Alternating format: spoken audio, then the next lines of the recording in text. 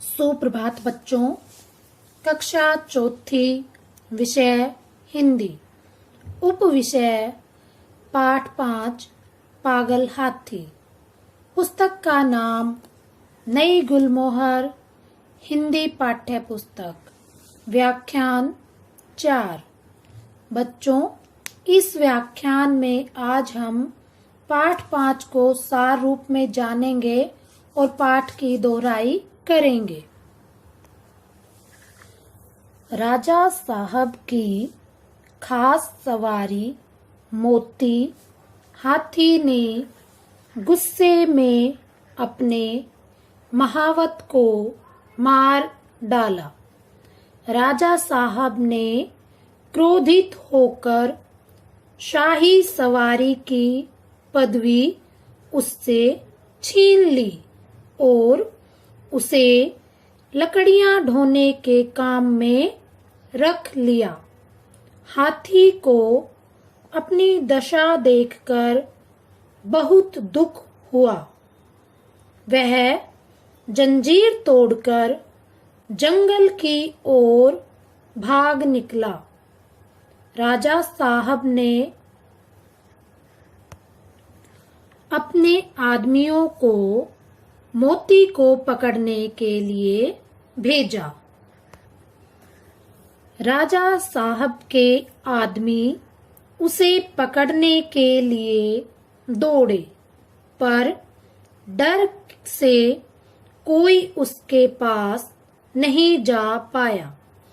राजा साहब ने ऐलान किया कि मोती को जिंदा पकड़ने वाले को 1000 रुपए का इनाम दिया जाएगा। मोती के महावत का एक बेटा था। उसका नाम मुरली था और वह 8 साल का था। मुरली हिम्मत का बहुत धनी था। वह जंगल में जाकर पेड़ पर बैठ गया और मोती को पुकारने लगा। मोती ने मुरली को देखते ही पहचान लिया और अपने मस्तक पर बैठा लिया। दोनों राजमहल पहुंच गए। राजा साहब ने मुरली को 1000 रुपए का इनाम दिया और उसे अपना खास महावत बना लिया। मोती फिर से राजा साहब की खास सवारी बन गया। बच्चों, इस पाठ से हमने सीखा हमें जानवरों के साथ अच्छा व्यवहार करना चाहिए। पाठ में आए कठिन शब्द हैं। नंबर 1 क्रोध, नंबर 2 मामूली, नंबर 3 चिंगाड़ता, नंबर 4 ढूंढना, नंबर 5 पाँव, नंबर 6 चट्टान, नंबर 7 सूंड, नंबर 8 रोंदना, नंबर 9 उंगली, नंबर 10 रुपये। अब हम पाठ में आए शब्दों के अर्थ जानते हैं। नंबर 1 खास, इसका अर्थ है विशेष। नंबर 2 सवारी, इसका अर्थ है वह चीज जिस पर सवार हुआ जा सके। नंबर 3 सुध, इसका अर्थ है होश। नंबर 4 महावत, इसका अर्थ है हाथी चलाने वाला या हाथीवान। नंबर 5 पदवी, इसका अर्थ है उपाधि या ओहदा। नंबर 6 आड़, इसका अर्थ है ओट या पर्दा। नंबर 7 रोंदना, इसका अर्थ है कुचलना। नंबर 8 लालच, इसका अर्थ है लोभ।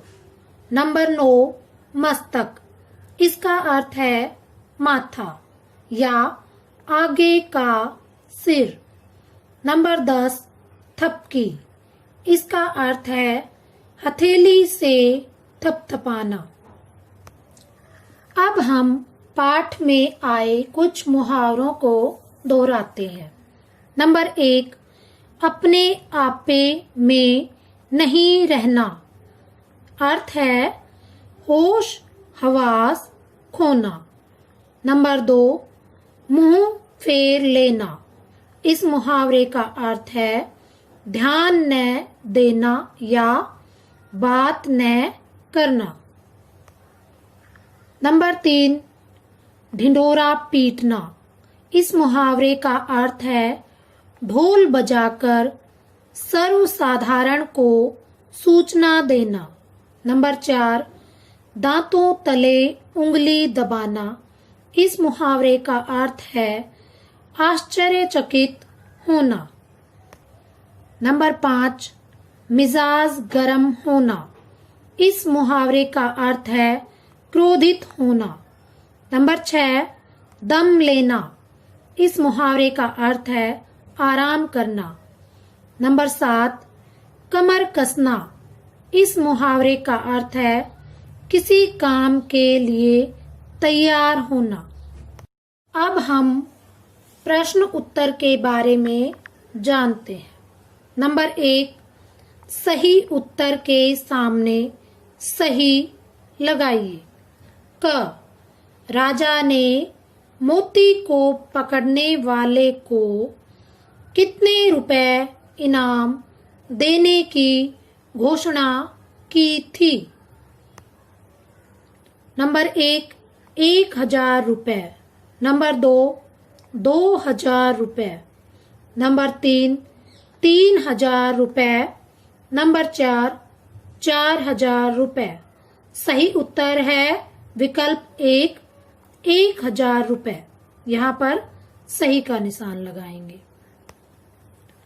ख जंगल में पहुंचकर मोती किसे ढूंढने लगा? उत्तर है नंबर 1 विकल्प राजा को, नंबर 2 पुराने साथियों को, नंबर 3 शिकारियों को, नंबर 4 मुरली को। सही उत्तर है विकल्प 2 पुराने साथियों को। नंबर 2 दिए गए वाक्यों के सामने हाँ या नहीं लिखिए।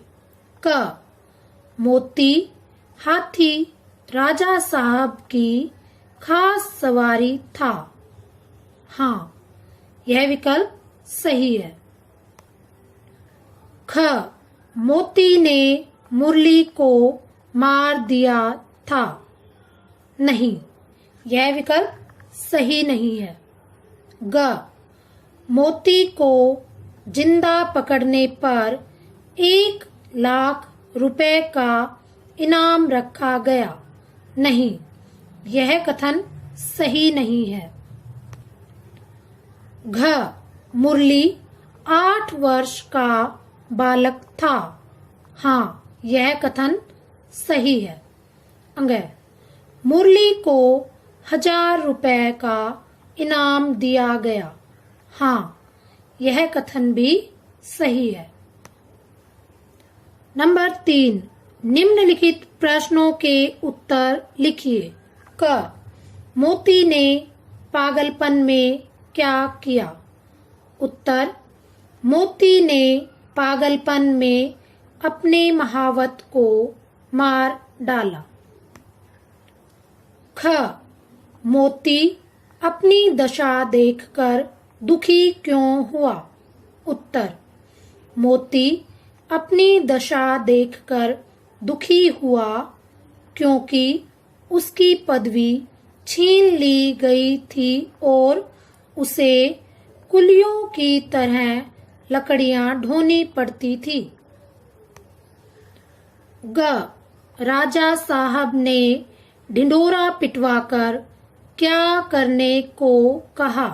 उत्तर, राजा साहब ने ढिंढोरा पिटवाकर कहा कि जो आदमी मोती को जिंदा पकड़कर लाएगा उसे 1000 रुपए इनाम में दिए जाएंगे। घ, मोती वापस महल में कैसे आया? उत्तर, मुरली ने अपने स्नेह से मोती को सुधारा और उसे महल में वापस लाया। नंबर 4, पाठांश को ध्यानपूर्वक पढ़िए और नीचे दिए गए प्रश्नों के उत्तर दीजिए।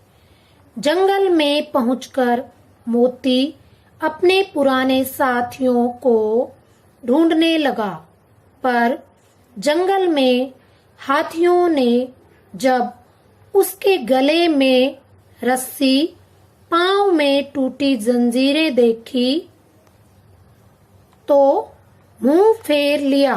वह भागता हुआ वापस महल की ओर चल पड़ा। वह रास्ते में ही था कि उसने देखा राजा साहब शिकारियों के साथ घोड़े पर चले आ रहे हैं। वह फौरन चट्टान की आड़ में छिप गया। धूप बहुत तेज थी। राजा साहब जरा दम लेने के लिए घोड़े से उतरे। अचानक मोती चट्टान की आड़ से निकल पड़ा और चिंघाड़ता हुआ राजा साहब की ओर दौड़ा। प्रश्न क, मोती के पुराने साथियों ने उससे मुंह क्यों फेर लिया? उत्तर, मोती के पुराने साथियों ने उसके गले में रस्सी और पांव में टूटी जंजीरें देखकर मुंह फेर लिया। ख, मोती ने रास्ते में क्या देखा? उत्तर, मोती ने रास्ते में देखा कि राजा साहब शिकारियों के साथ घोड़े पर चले आ रहे हैं। ग, राजा साहब घोड़े से क्यों उतरे? उत्तर, राजा साहब थोड़ी देर आराम के लिए घोड़े से उतरे। घ, मोती ने अचानक क्या किया? उत्तर, मोती ने अचानक चट्टान की आड़ से निकलकर राजा साहब पर धावा बोल दिया। भाषा ज्ञान। नंबर 1, प्रत्येक शब्द के लिए दो दो पर्यायवाची शब्द लिखिए। क, हाथी। गज, हस्ती। ख, राजा, नृप, नरेश। ग, जंगल, कानन, वन। घ, नदी, सरिता, तटीनी। अंग, पांव, पैर, पद। च, रास्ता, पथ, मार्ग। छ, आदमी, नर, मानव। ज, सूरज, सूर्य, दिनकर। एक बार पुनः पर्यायवाची शब्दों को दोहराते हैं। क, हाथी। गज, हस्ती। ख, राजा, नृप, नरेश। ग, जंगल, कानन, वन।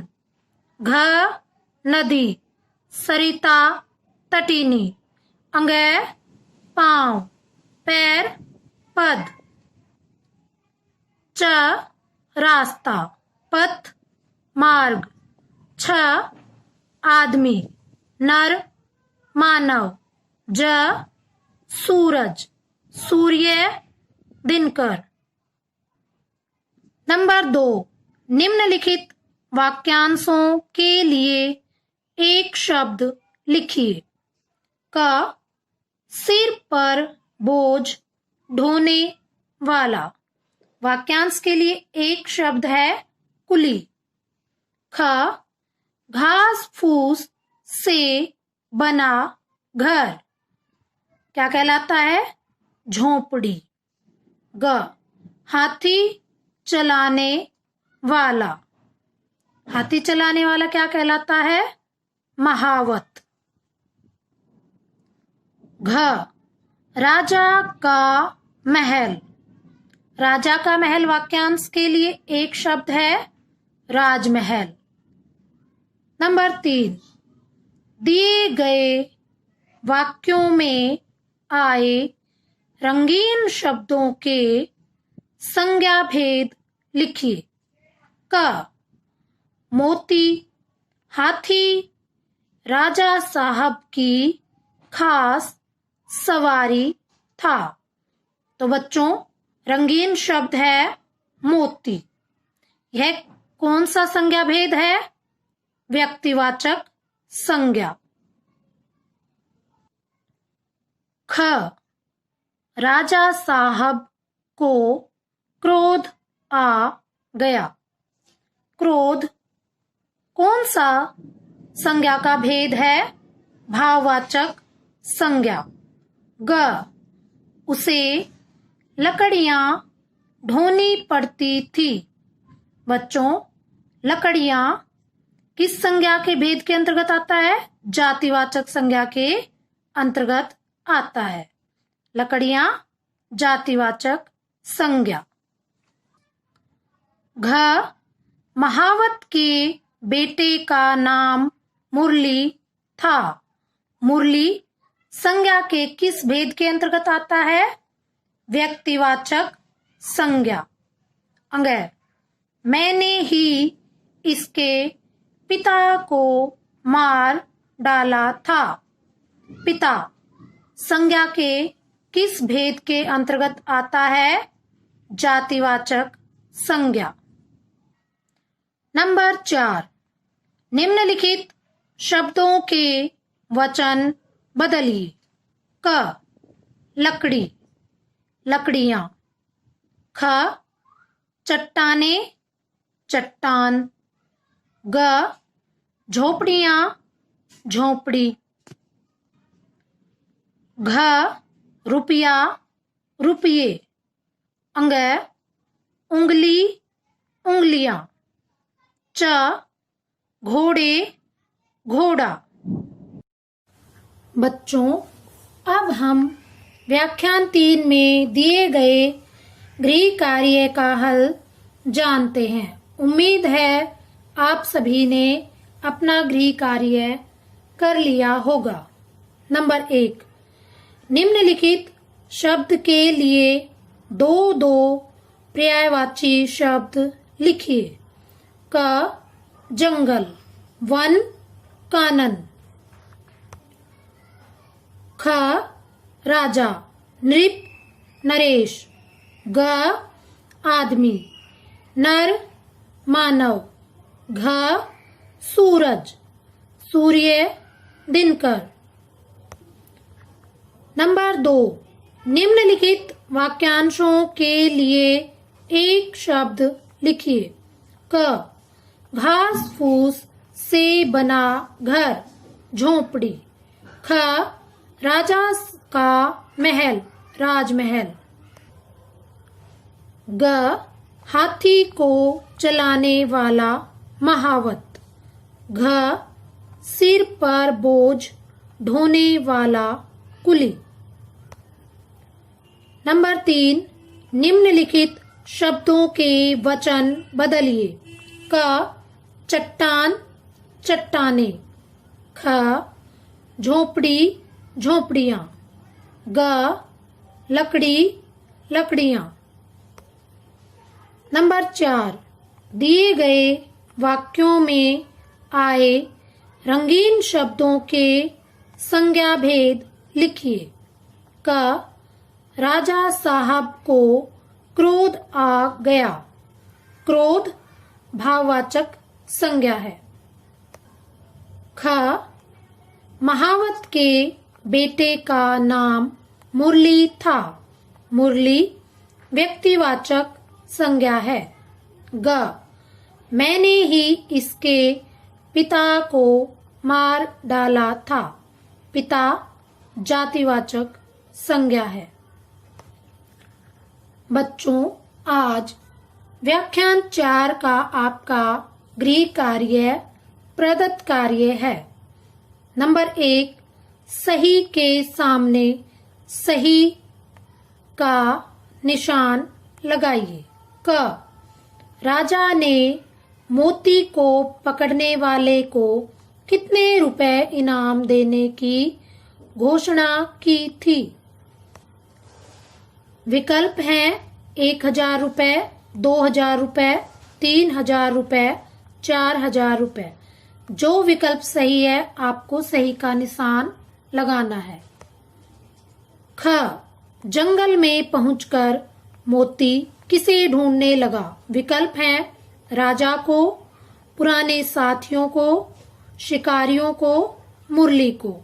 यहाँ पर भी सही विकल्प पर आपको निशान लगाना है। नंबर 2, दिए गए वाक्यों के सामने हाँ या नहीं लिखिए। आपको जो विकल्प सही लगता है उसके सामने हाँ और जो गलत लगता है उस विकल्प के सामने नहीं लिखना है। इसी प्रकार ग, घ और अंग इन कथन के सामने जो विकल्प आपको दिया है इसमें हाँ या नहीं आपको लिखना है। नंबर 3, प्रत्येक शब्द के लिए 2-2 पर्यायवाची शब्द लिखिए। यहाँ पर शब्द दिए गए हैं, आपको 2-2 पर्यायवाची शब्द लिखने हैं। नंबर 4, निम्नलिखित शब्दों के अर्थ लिखिए। यहाँ पर आपको शब्द दिए हैं, आपको इनके अर्थ लिखने हैं। धन्यवाद।